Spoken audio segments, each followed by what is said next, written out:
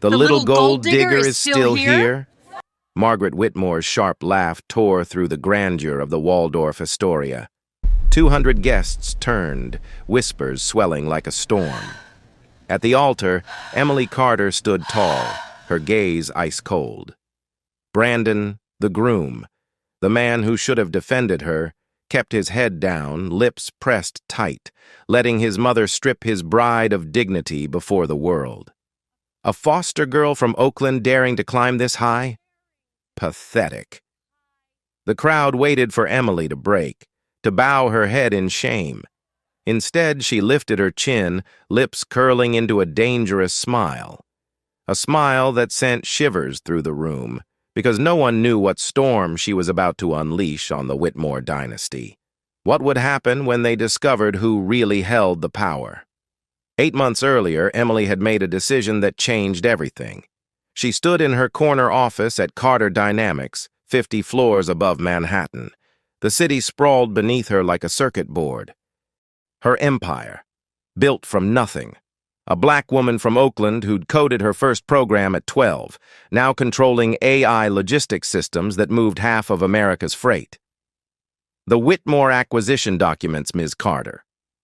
David Mitchell, her CFO, placed the folder on her glass desk. $900 million over 5 years. Their real estate empire needs our logistics platform desperately. Emily studied the contracts. Whitmore Industries. Old money. The kind of family whose ancestors owned things they shouldn't have owned. People they shouldn't have owned. They don't know who I am, do they? David shook his head. The shell companies worked perfectly. They think Carter Dynamics is run by some mysterious European consortium. That night, she'd attended the Tech Innovation Gala alone. Simple black dress from Target. No jewelry. She wanted one evening where nobody knew her net worth. Brandon Whitmore had spilled champagne on her shoes. "Oh God, I'm so sorry." His blue eyes widened. "Please, let me buy you new ones." "They're $20 shoes," Emily had laughed. "I think I'll survive."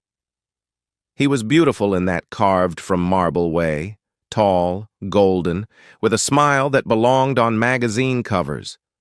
But what caught her? The way he'd knelt to wipe her shoes with his $500 pocket square. "I'm Brandon." No last name, like she wouldn't know. "Emily." No last name either. For 3 months, it was perfect. He'd take her to food trucks instead of Michelin-starred restaurants. They'd walk Central Park at midnight. He never asked about her work. She said she was in logistics consulting. He never pressed for details. The problem started when Margaret found out. A black girl? From Oakland? Margaret's voice had carried through the Whitmore mansion's doors. "Have you lost your mind?" "Mom, I love her." "Love?" The laugh was cruel. "She's after our money." "They always are." Emily had stood in the hallway, invisible to them but hearing every word. The contract with Whitmore Industries sat in her briefcase. Unsigned. She could have ended them then. But Brandon had fought back. "You don't know her." "I know enough. No family money, no connections. She probably sees dollar signs when she looks at you." The irony had almost made Emily laugh. Margaret Whitmore, whose entire fortune came from marrying well, accusing her of gold digging. She'd decided then. She'd sign the contract but stay silent. Let them show their true colors. The engagement happened fast. Brandon proposed after 6 months, desperate to prove his mother wrong. Emily said yes, sliding the 2-carat ring onto her finger, modest by Whitmore standards, microscopic by hers.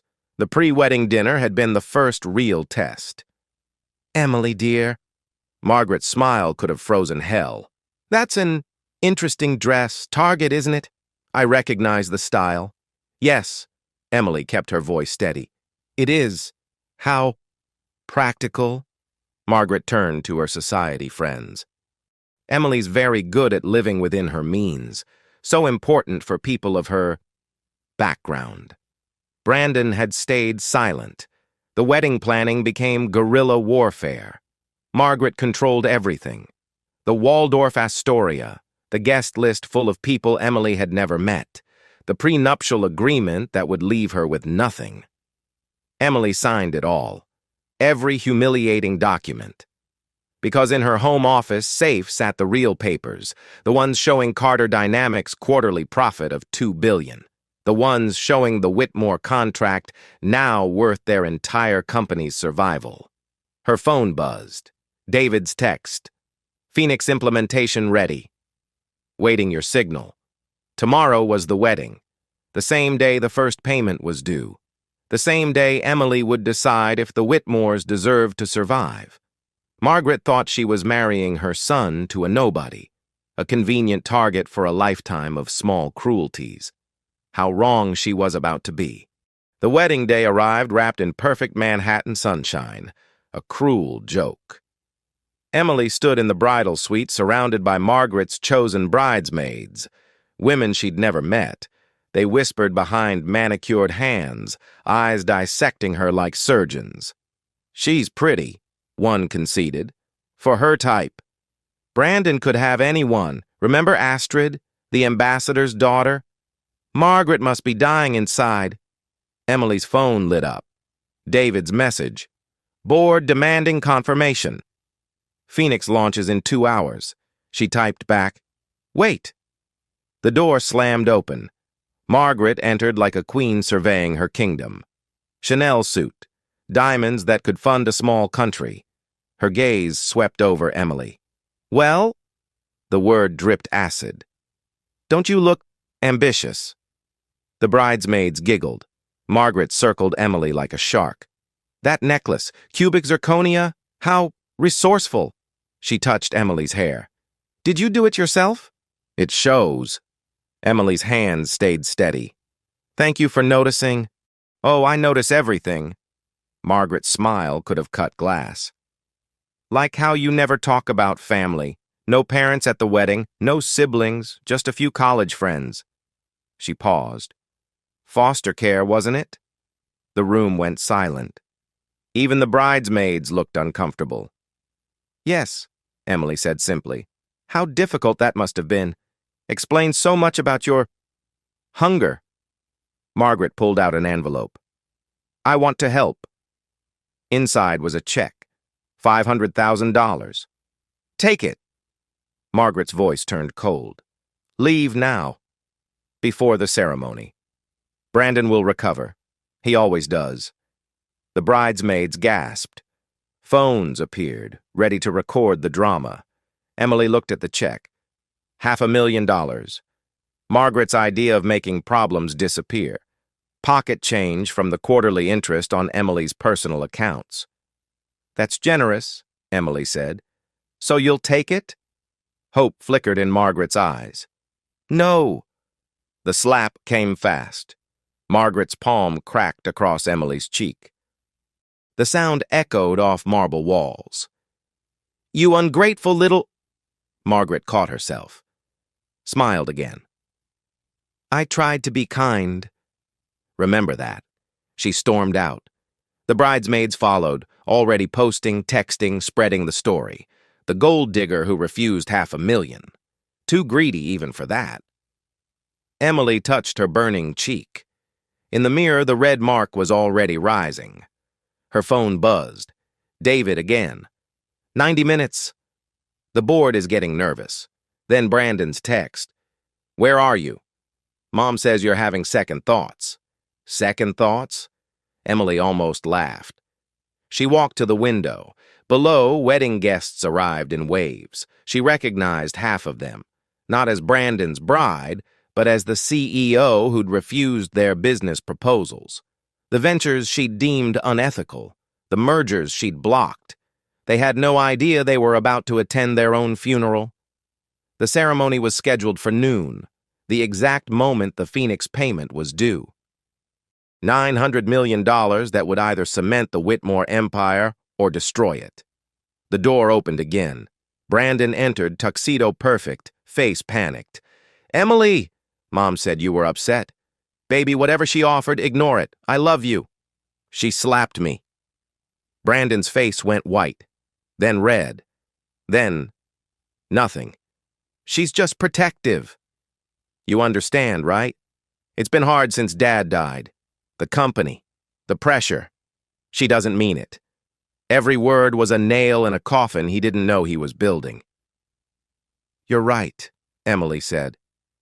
She doesn't mean it. He kissed her forehead. I knew you'd understand. You're so good, Emily, so patient with her. He checked his Rolex. 20 minutes until showtime. The prenup is signed. The merger documents are ready. Merger documents? Brandon froze. I meant wedding documents. But Emily had already seen the truth in his eyes. The Whitmore-Carter merger. They thought marrying her meant acquiring her company. They thought wrong. 20 minutes, she repeated. Perfect timing. The wedding march began. 200 guests rose as Emily appeared at the ballroom entrance. She walked alone. No father to give her away. Margaret had made sure everyone knew why. Poor thing, someone whispered. No family at all. Brandon's practically doing charity. Each step down the aisle was a gauntlet. Emily saw the faces clearly now. Richard Whitmore, Brandon's uncle, who'd built his fortune on predatory loans. Jennifer Ashford, whose companies had been investigated for wage theft. Thomas Mitchell now. He'd changed it to sound less ethnic, who'd made millions denying insurance claims. These were the Whitmore circle, the untouchables. At the altar, Brandon smiled nervously. Behind him, Margaret sat in the front row like a queen at an execution. The officiant began. Dearly beloved, Margaret stood. Wait. The room tensed. This wasn't in the script. I have something to say. She walked to the altar, designer heels clicking. About family traditions. Emily's phone vibrated. 60 minutes until Phoenix deadline. The Whitmore family, Margaret announced, has standards. For generations, we've built our empire through careful alliances, strategic partnerships. She looked at Emily. Sometimes, we must make exceptions. For love. Nervous laughter rippled through the crowd. But exceptions require adjustments. Margaret pulled out a document. Emily has graciously signed a prenuptial agreement. In the spirit of transparency, I think our guests should know she gets nothing if the marriage fails. Gasps. Even for high society, this was cruel.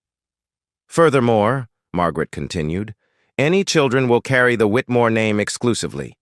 Emily's background won't be mentioned in family records. Emily heard Brandon's sharp intake of breath. He hadn't known about that clause, but he stayed silent. Mom, he whispered, not here. Oh, but Brandon, your bride believes in honesty. Don't you, Emily? Margaret's smile was venomous. Tell us about your consulting firm, the one you claim employs you. The trap was perfect. Emily's cover story had always been thin. I work in logistics, Emily said calmly. Yes, but which company? What clients? My investigators found nothing. Margaret turned to the crowd. Nothing at all. It's almost like you don't exist professionally. Mom, stop! Brandon's voice cracked. I'm protecting you, Margaret snapped, then softer to the guests. A mother's duty. Richard Whitmore stood. Perhaps we should continue with the ceremony. In a moment, Margaret wasn't finished. Emily, your dress. It's beautiful. But I noticed the tag. Rented, wasn't it? From that charity shop on Fifth Avenue? She was wrong. Emily owned the dress. But the accusation landed exactly as intended. There's no shame in being poor, Margaret continued, but there is shame in deception, in pretending to be something you're not. The irony was so thick Emily could taste it. Her phone buzzed again. David. 45 minutes. The system is ready. Margaret pulled out another paper. One more thing. The merger documents between Whitmore Industries and Carter Dynamics, the company that supposedly employs you, Emily. Funny how you never mentioned knowing them. Brandon went white. Mom, that's your wedding gift, darling. Once you're married, we acquire Carter Dynamics. Their mysterious CEO agreed to our terms. $900 million transferring. She checked her diamond watch. In 43 minutes, the room erupted in whispers. $1 billion deal announced at a wedding. Emily's phone lit up with David's text. They think the shell company is signing. Your call. So you see, Margaret addressed Emily directly, you're marrying into a family that just acquired your supposed employer. If you actually worked there, which I doubt you'd now be working for us. Someone laughed. Then another, the room filled with cruel amusement. Brandon reached for Emily's hand. It's just business, baby. You understand. Did she understand? Oh, perfectly. The officiant cleared his throat. Shall we continue? Emily looked at the crowd, at Margaret's triumphant face, at Brandon's weak smile. 41 minutes until everything changed. Yes, she said. Let's continue. The officiant's voice droned on. Do you, Brandon, take Emily? Another phone rang. Then another. Suddenly, half the room was checking their devices. Emily's phone displayed 37 messages, all from David. She opened one. Wall Street Journal breaking story in 30 minutes. Your call. Margaret noticed the distraction. How rude! People can't even respect a wedding anymore. Richard Whitmore stood up, face pale. Margaret, check your phone, now. Don't be ridiculous. Check your phone. The urgency in his voice killed all conversation. Margaret pulled out her iPhone. Her face went from annoyed to confused to terrified. This can't be right. Carter Dynamics. The CEO. The ballroom doors burst open. David Mitchell entered, iPad in hand, 3 lawyers behind him. His $1,000 shoes clicked against marble as he walked straight to Emily. And then he did something that made 200 jaws drop. He bowed. Miss Carter, I apologize for the interruption, but the Phoenix contract requires your authorization. He held out the iPad. $900 million, due in 28 minutes. The silence was absolute, like the moment before a bomb explodes. Brandon's voice cracked. Ms. Carter? Emily took the iPad. The Whitmore Industries logo filled the screen. Below it, their entire financial structure, every loan, every asset, every vulnerability. You know, Emily said quietly, your mother was right about one thing. I did lie. She turned to face the crowd. These titans of industry, these masters of the universe. I told you I was a consultant. The truth is, I own the company. Carter Dynamics is mine, built from nothing. Coated with these hands. She held them up. The same hands your mother said were only good for cleaning. Margaret stumbled. No, the CEO is European, Swiss. The shell companies were mine. Emily scrolled through the iPad. 17 shells, actually. You did your due diligence on all the wrong ones. David stepped forward. Should I explain the situation, Ms. Carter? Please do. His voice carried perfectly through the ballroom. Carter Dynamics controls 70% of automated logistics in North America. Every major retailer, every shipping company, including... He paused for effect. Every company in this room. Phones were ringing nonstop now. Emily recognized the panic. Stock prices, board meetings, emergency calls. The Phoenix contract, David continued, is Whitmore Industries' last chance to avoid bankruptcy. They leveraged everything for this deal. Properties, assets, even personal holdings. Margaret's legs gave out. Brandon caught her, his face blank with shock. They need our system to stay competitive. Without it, their supply chain collapses in 3 months. David checked his watch. The contract expires in 25 minutes. If unsigned, Whitmore Industries faces immediate margin calls on $17 billion in loans. You're lying, Margaret screamed. This is fraud, manipulation. Emily pulled out her phone. Would you like to see the emails? The ones where you called me, what was it, ghetto trash who should be grateful we're civilizing her? The crowd gasped. Or maybe the text where Brandon promised his frat brothers that marrying me would get you the Carter contract. She scrolled. Here it is. Mom thinks the Gold Diggers Company will make us rich. If only she knew. Brandon went white. Emily, I can explain. Or should we discuss the merger documents? The ones that assume Carter Dynamics is a subsidiary you can absorb? Emily laughed.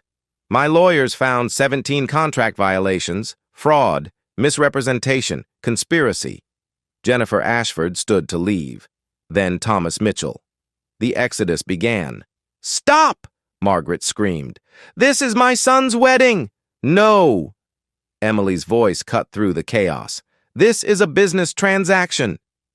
Just like you wanted. Her phone showed 20 minutes remaining. But I'm not cruel, Emily continued. Unlike you, I don't destroy people for sport. So here's my offer. She tapped the iPad. Documents appeared on the screen behind the altar.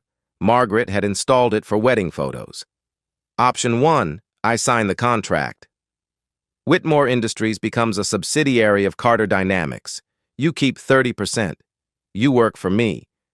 Margaret's face turned purple. Never. Option 2, I walk away. No contract. Whitmore Industries declares bankruptcy by Monday. You lose everything.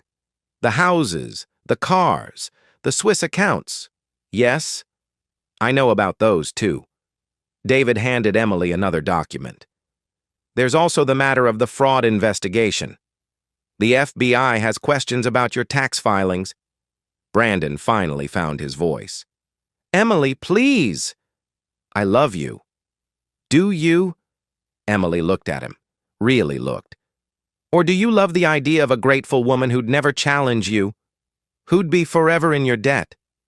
She walked to the altar, her wedding dress trailing behind her like armor. You had 8 months to defend me, to stand up to her, to see me. Her voice broke slightly.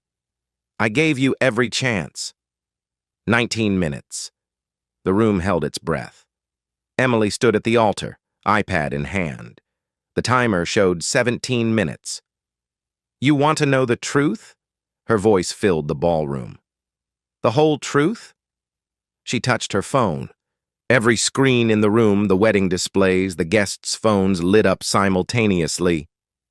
David's preparation was flawless. Meet Emily Carter. Foster child. Aged out at 18 with nothing. Taught myself to code in libraries because I couldn't afford a computer. Images flashed. Started Carter Dynamics in a garage. 1 client, then 10, then 1,000. The presentation continued. Awards. Patents magazine covers Margaret had never seen because Emily had kept them hidden. Forbes called me the invisible billionaire. You know why?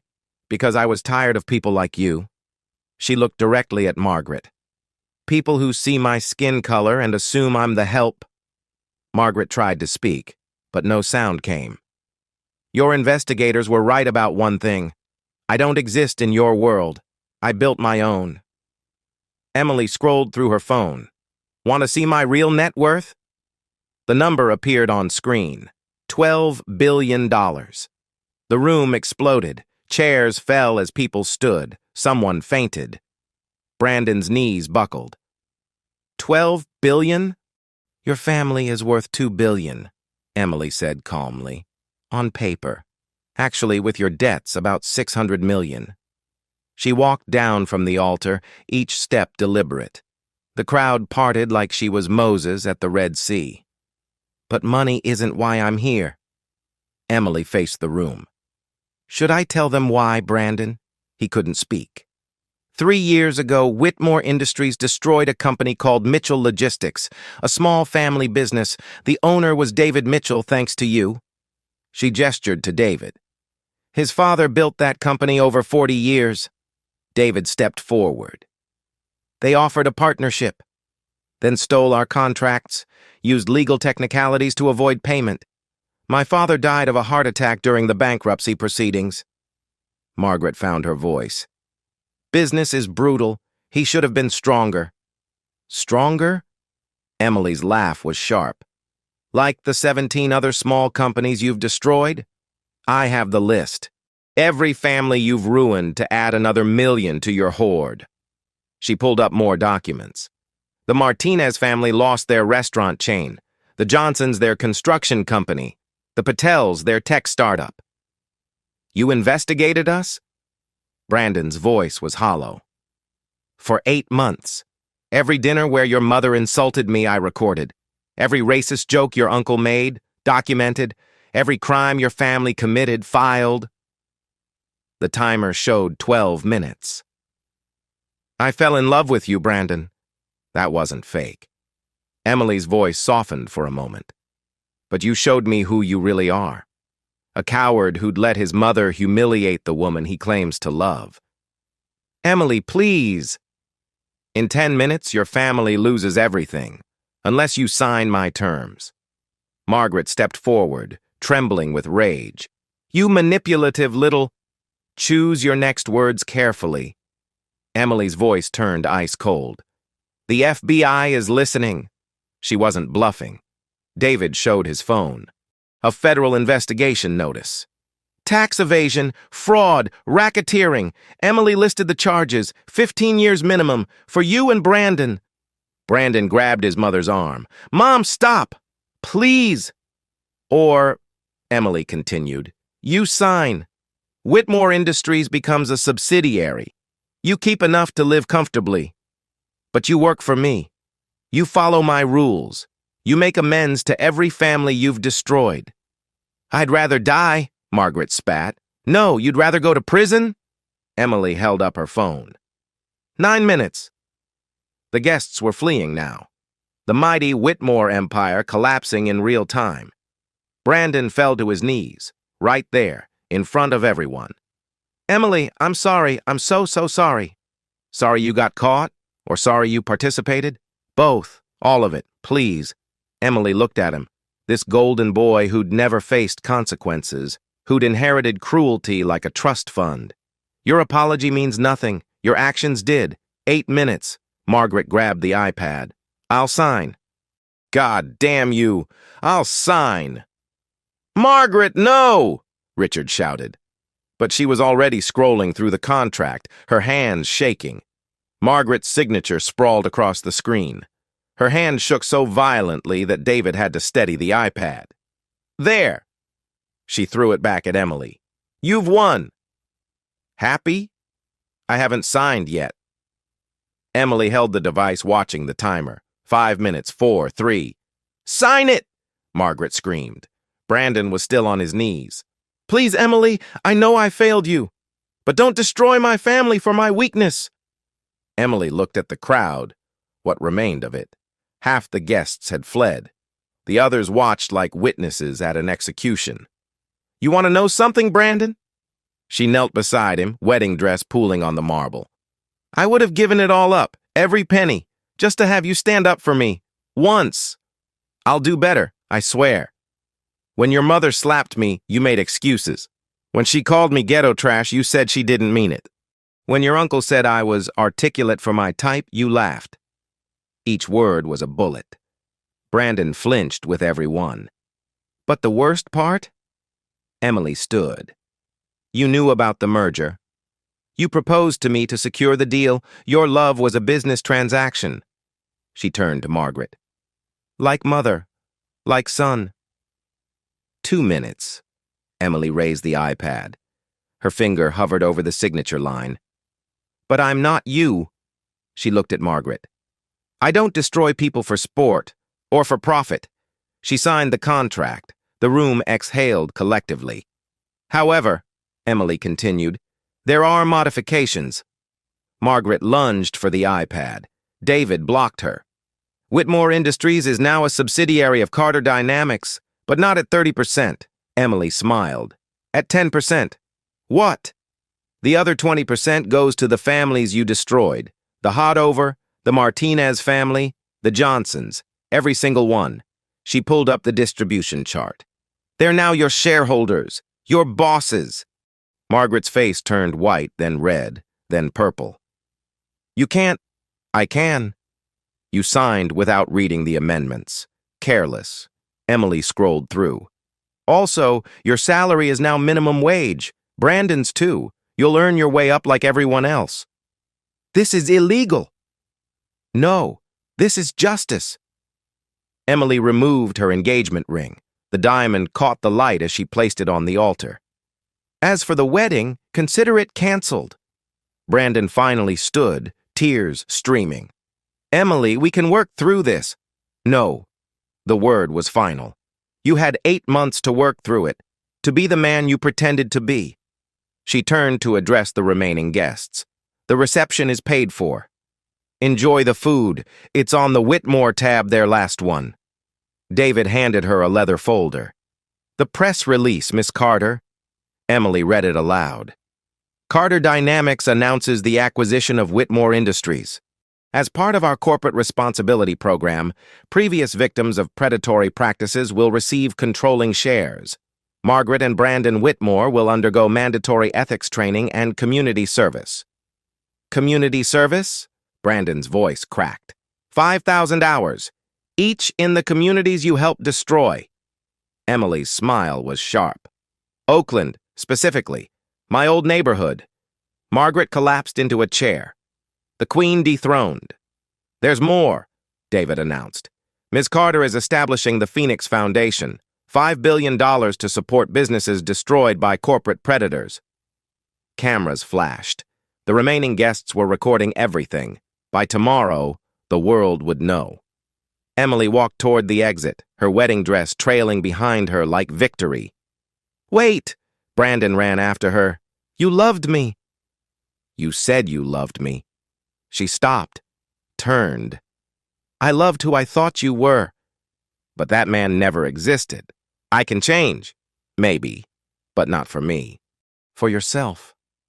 She looked at him one last time. Your mother was wrong about one thing. I was never after your money. Then what were you after? Respect, love, partnership. Her voice carried through the ballroom. Things you can't buy. Things you never offered. She walked out, David beside her. Behind them, the Whitmore empire crumbled. Margaret's scream echoed through the Waldorf Astoria. You've destroyed us! Emily didn't look back. No, you destroyed yourselves. I just held up the mirror. The elevator doors closed on the sound of Margaret sobbing, of Brandon calling Emily's name, of an empire falling. In the elevator, David smiled. The press is waiting outside. Let them wait. Emily pulled out her phone. The Carter Dynamics logo glowed on the screen. We have work to do. The hostile takeover was complete. But the real work rebuilding what the Whitmores had destroyed was just beginning. 3 days later, Carter Dynamics headquarters buzzed with calculated chaos. Emily stood in the boardroom 50 floors above the city. The same view, different world. Around the table sat the families Margaret had destroyed. The Hodover, the Martinez family, the Johnsons, the Patels, 17 families total. Welcome to your company, Emily said. Maria Martinez, 63 years old, hands still rough from rebuilding her life as a cleaner after Whitmore destroyed her restaurant empire, wept openly. I never thought I'd see justice. This isn't justice. Emily pulled up the presentation. Justice would be them experiencing what you experienced. This is restoration. The conference room doors opened. Margaret and Brandon entered, escorted by security. Both wore Target uniforms, the same brand Margaret had mocked. Your new employers, Emily announced. Brandon's face was hollow. 3 days had aged him 3 years. Margaret looked smaller, her designer clothes replaced with polyester. You can't be serious, Margaret spat. Deadly serious. David Mitchell distributed tablets. Your first assignment, janitor duties at the Hodover family's new headquarters. The building Whitmore Industries stole from them. Mr. Hodover, David's elderly mother, stood slowly. You killed my husband with your greed. Now you'll clean his memorial plaque. Daily. Margaret's mouth opened, closed. No words came. Emily pulled up the next slide. Your schedule, 5 a.m. to noon, janitorial work. 1 to 5 p.m., community service. 6 to 8 p.m., ethics classes. That's 13-hour days, Brandon protested. Less than Maria worked after you destroyed her life. Emily's voice was steel. She did 16-hour days, 2 jobs, to feed her children. Maria stood. My daughter couldn't go to college because of you. She was accepted to Yale. The Phoenix Foundation has reinstated her scholarship, Emily announced. Full ride. All the children affected by Whitmore's crimes receive full education funding. The room erupted in tears. Joy and pain mixed together. As for Whitmore Industries' assets, Emily continued, they're being liquidated. The money goes to 3 places. She clicked through the presentation. 1/3 to the families you destroyed, 1/3 to the Phoenix Foundation, 1/3 to maintaining basic operations, including your minimum wage salaries. We'll starve, Margaret cried. No, you'll budget, like normal people. Emily handed them apartment keys. Your new home, Oakland, 1 bedroom, 700 square feet. Brandon stared at the keys. Our penthouse? Sold.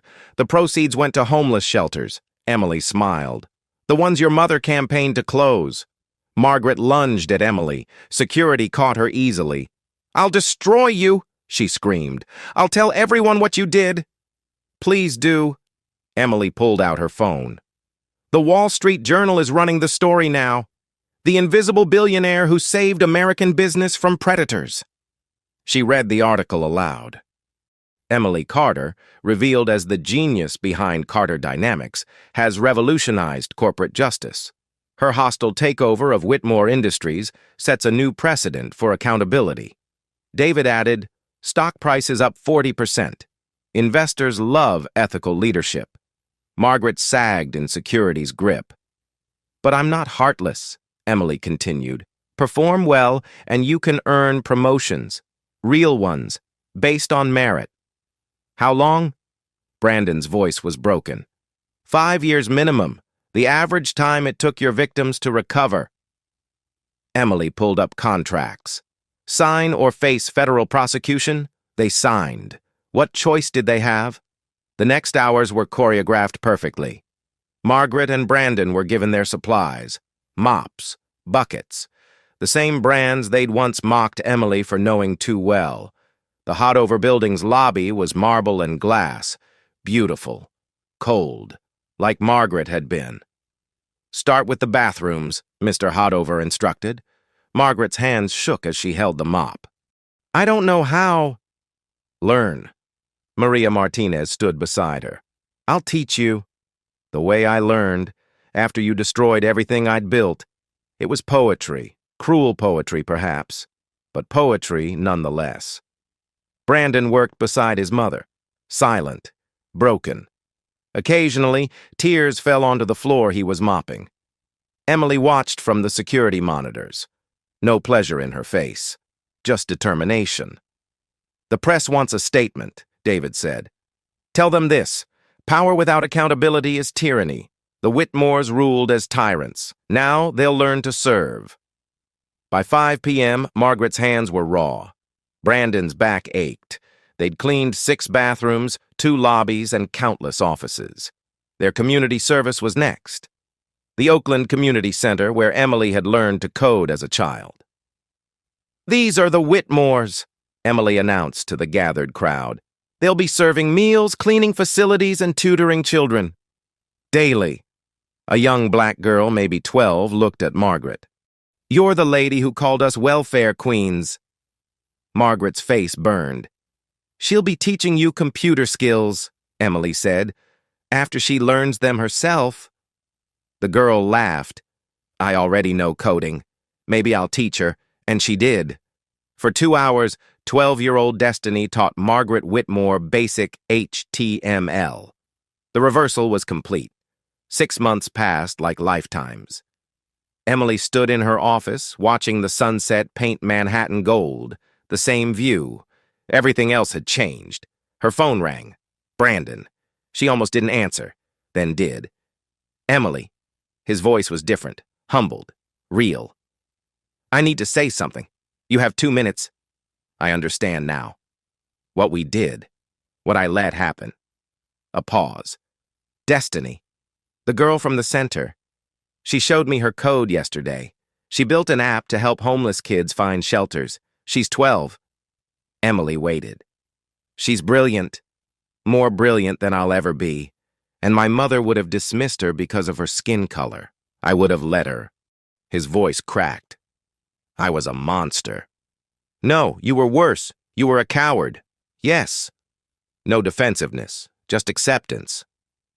Emily, I don't want forgiveness. I don't deserve it. But I need you to know I loved you.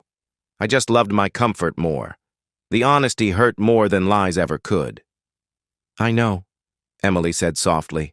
The families we destroyed, Maria, David's mother, all of them, they treat us with more kindness than we deserve. Maria brings mom water when she's exhausted. Mr. Hodover teaches me Mandarin during breaks. They're better people than you ever were. Yes. A long pause. Mom's changing too. Slowly. Yesterday she apologized to Maria. Really apologized. Cried for an hour. Emily looked at the photo on her desk. Not of Brandon. Of herself, age 18, standing outside the foster home with a single bag of possessions. The girl who'd become a billionaire. Change is possible, she said, but not for us. I know. I'm not asking for another chance. I'm just grateful for the lesson. The lesson cost you everything. No. It gave me the chance to earn something real. He paused. Mom and we're donating our shares back to the Phoenix Foundation. When our 5 years are done. Emily's hand tightened on the phone. Why? Because wealth we didn't earn poisoned us. Maybe starting over, really over, will save us. After he hung up, Emily sat in the gathering darkness. Alone, but not lonely. David knocked. The foundation gala is starting. The ballroom, the same Waldorf Astoria where her wedding had died, now hosted something beautiful. The Phoenix Foundation's first annual gala. Maria Martinez stood at the podium, her daughter beside her in a Yale sweatshirt. 6 months ago, I was nobody. Today, I'm rebuilding my dream. My restaurants will feed families again. The Hodover family announced their new logistics company. The Johnsons had restarted construction. The Patels launched their tech firm, Phoenix after Phoenix rising from Whitmore ashes. Emily didn't speak. Didn't need to. This wasn't about her anymore. Later, she stood on the terrace. The city glittered below. David joined her, champagne in hand. Any regrets? He asked. About Brandon? No. She sipped her water. About how long it took? Yes. You gave them 8 months to show their truth. And they did. Emily touched the spot where her engagement ring once sat. Love isn't enough if it doesn't come with respect. What about next time? There won't be a next time. She smiled. Not because I'm bitter. Because I'm complete. I don't need someone else to validate my worth. David raised his glass. To Emily Carter, who bought justice with patience. To the families who survived, who deserve every penny of their restoration. Inside, the gala continued. Laughter replacing tears, hope replacing despair. Emily's phone buzzed. A text from Brandon. Destiny taught me to code today. She says I'm slow but teachable. Thank you for making me teachable. She deleted it. Some bridges, once burned, provided better light than passage. The girl from Oakland who'd become an invisible billionaire was visible now. Not for her wealth, for her choices. Tomorrow, 10 more predatory companies would face Carter Dynamics audits. 10 more empires built on suffering would fall. But tonight, Emily Carter stood alone and complete, watching her city breathe below. Power wasn't money. It was the ability to rewrite the rules. And she was just getting started. 1 year later. Emily Carter stood before the United Nations Assembly. Behind her, a simple slide. Corporate accountability in the digital age. Power corrupts, she began. We've always known this. What we forgot is that corruption can be cured. The audience, CEOs, presidents, change-makers leaned forward. 12 months ago, I destroyed a dynasty built on cruelty, not with weapons, with transparency, with consequences. She clicked to the next slide. The Whitmore case isn't about revenge. It's about revolution. Images flashed. Margaret Whitmore, teaching coding to Oakland kids. Brandon building homes with Habitat for Humanity. Both thin, tired, but somehow more alive than they'd ever been in designer clothes. They're minimum wage workers now, but they're also human beings. Finally, she showed the statistics.